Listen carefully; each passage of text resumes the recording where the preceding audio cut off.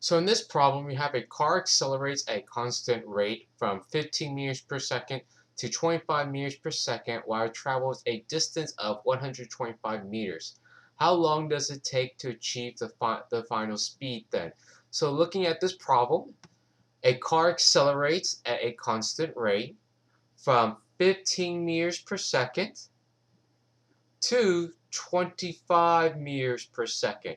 So it's telling you its initial velocity, because you can tell from the units meter per second, to its final velocity, which is the same units, meters per second.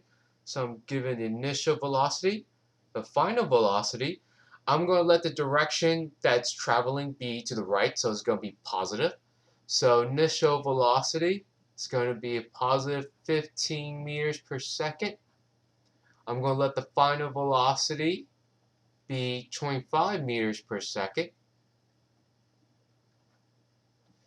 while it travels a distance, so it looks like I have displacement, of 125 meters then. So distance of 125 meters, this tells you displacement. So my displacement is going to be 125 meters then. How long does it take to achieve the final speed? How long?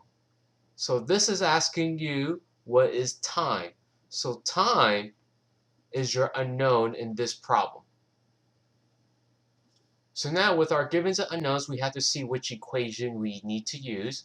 So looking at the equations, I need first initial velocity. So this equation has initial velocity, this equation has it, this equation has it, and this equation has it. So far we haven't eliminated any kinematic equations. The next one we need is final velocity. So final velocity is here, final velocity is here. This equation does not have final velocity, so we'll go ahead and eliminate this one. And this equation has final velocity right here. Next, we need displacement then. So this equation has displacement. This equation does not have displacement, so I'll go ahead and cross that one out. And displacement is given right here.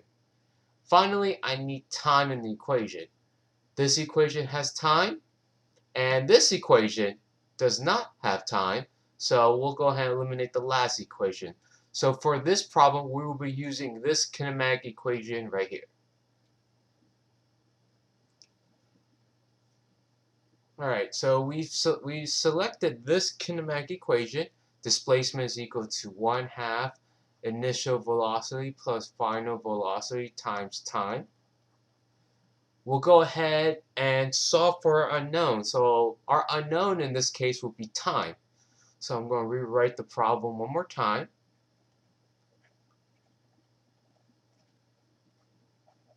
And I'll go ahead and solve for time then. So the first part I could get rid of is this 1/2. To get rid of this 1/2 on the right side of the equation, I will multiply both sides by 2. So when I multiply, this and this will cross out, and there will be a 2 on the left-hand side. From here, I could get rid of my initial velocity plus final velocity together. Since they're in parentheses and it's being multiplied by change in time, I'm going to divide both sides by initial velocity plus final velocity. I'll do the same thing on the left-hand side. Initial velocity plus final velocity. This and this is crossed out. So on the right-hand side, you should just be left with change in time is equal to 2 times change in displacement all over initial velocity plus final velocity then.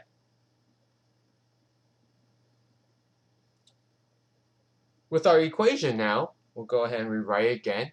2 times change in displacement all over initial velocity plus final velocity equals to change in time. Let's go ahead and plug in our numbers. So I have 2 times 125 all over 15 plus 25. 2 times 125, that should be 250. And then 15 plus 25, that should give you 40. And then finally dividing 250 by 40, you should get 6.25. Now, because this is time, the units for time is seconds, so I should have 6.25 seconds then. And that should equal to my change in time. Now looking at my time, we have to double check to make sure it's right. So notice here my time is not small, it's not 0.1 seconds, 0.2 seconds, and it's not too big, it's not like 100 seconds, 200 seconds, and it's not negative. So seems reasonable, and it's not negative, so it looks like my time should be correct. It should only take the car about 6.25 seconds to accelerate from 15 meters per second to 25 meters per second then.